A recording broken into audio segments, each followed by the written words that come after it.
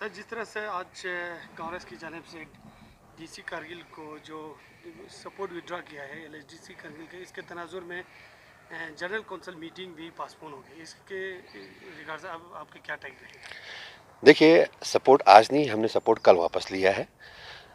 हमने already DC साहब को, जो हमारे ज़िला के जो है चीफ एग्जीक्यूटिव ऑफिसर साहब हैं, हम उनको ऑलरेडी कल अपना सपोर्ट विड्रॉ करके चिट्ठी लिखा था, जिसमें हमारे 6 मेंबर्स का साइन था, क्योंकि 7वां मेंबर हमारा ज़ांस्कर से आ रहा था तो उसको आने में देर हो गया था, और दूसरा हमारा एक मेंबर इस वक्त आउट ऑफ स्टेशन है। तो उनसे भी हमने सलाह मशवरा करके, सबसे एक करके हम लोगों ने ऑलरेडी अपना जो letter of withdrawal of support जो हमने कल उनको दिया था। तो जहाँ तक हम लोगों ने सपोर्ट विड्रॉल किया था, मैं आपको एक चीज़ थोड़ा क्लियर करना चाहता हूँ इसमें। अभी हमारे सीसी साहब बोलते हैं कि मेरा तो, इनका तो हमें सपोर्ट ही नहीं था। तो उस पर मैं आपको ये बताना चाहता हूँ कि हिल काउंसिल का एक एक्ट है, और जो भी होता है उस एक्ट के रूल से होता है। जब हम पहली बार चेयरमैन को चुनते हैं जनरल इलेक्शन के बाद, तो सेक्शन 25 के तहत हम चेयरमैन को चुनते हैं। तो सेक्शन 25 के तनाजुर में जो है काउंसिल का चेयरमैन का इलेक्शन हुआ था 2018 में।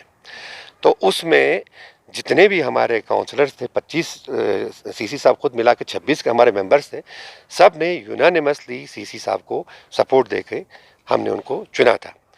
तो चुनने के बाद क्या होता है, फिर उसके बाद जब इसके मिनट्स बनते हैं तो उसमें एक वर्ड आता है unanimously elected as chairman of the council. तो उसी हिसाब से हमने उनको उसके बाद हमारा डिस्पेंसेशन चलता रहा, हमारा कोलेशन था। तो 2019 में कुछ महीनों के बाद ही हमारा डिस्पेंसेशन बिगड़ गया। बिगड़ने के बाद जो है हमारा ऑलरेडी उसमें एक क्या नाम इसका, एक एग्रीमेंट हुआ था, एक मेमोरेंडम ऑफ अंडरस्टैंडिंग साइन हुआ था, और एक कोऑर्डिनेशन का सपोर्ट वापस लिया है। इसके बाद ये डीसी साहब के हाथ में है कि वो क्या कराते हैं, फ्लोर टेस्ट कराते हैं या जिसका मेजॉरिटी हो वो कराते हैं। अभी मैंने देखा कि इसका फ्लोर टेस्ट का, अब किसी का माइनॉरिटी में आता है, एक प्रोसीजर होता है कि नहीं है। तो इसमें क्या होता है कि एक कागज़ हाथ में लेकर 16 आदमी का दस्तखत करके अगर दावा करे कि मेरे पास मेजॉरिटी है, वो तो मेरे पास भी एक कागज़ है, मैं इस वक्त 22 आदमी के मेरे पास सिग्नेचर है। इसका एक प्रोसीजर है। प्रोसीजर में क्या करते हैं कि मीटिंग होता है, मीटिंग में उसका फ्लोर टेस्ट का वो हो जाता है, क्या नाम इसका, उसका रस्म हो जाता है। डीसी साहब, हमारे सीओ साहब हैं, वो वहाँ पर बैठते हैं। बैठने के बाद बाज़ाब्ता वोटिंग होती है।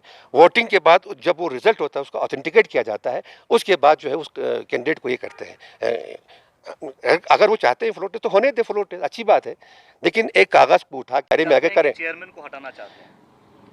नहीं, वही हुआ। देखिए, हमने अपना सपोर्ट वापस लिया है, ठीक है।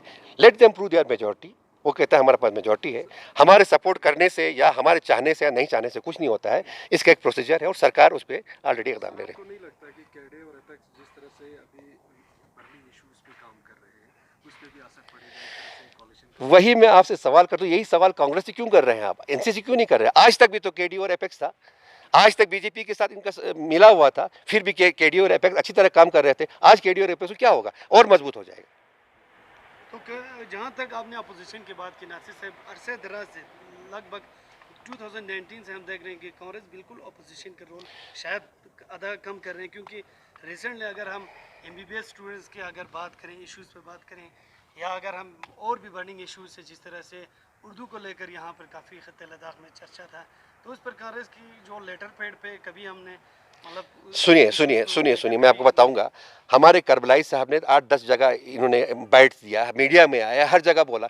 सिर्फ कांग्रेस प्रेसिडेंट का बोलना ही जरूरी नहीं है। करबलाई साहब हमारे प्रोविंशियल कमेटी के वर्किंग प्रेसिडेंट है, उन्होंने बोल दिया तो हर किसी मेंबर का बोलना ज़रूरी नहीं है। हर प्लेटफॉर्म पर हमने बात किया है, हर जगह जो है हमने, जहाँ भी हमारे साथ जुल्म हो रहा है, हमने वहाँ उसके तहफ़्फ़ुज़ात के लिए काम किया है। अगर ये कोई बोलता है कि कांग्रेस ने कुछ नहीं किया है, शायद उनके या तो कान बहरे हैं या आंखों से अंधे हैं, आंख होते हुए अंधे हैं, तभी जो उनको नज़र नहीं आ रहा है। Thank you so much. Thank you so much.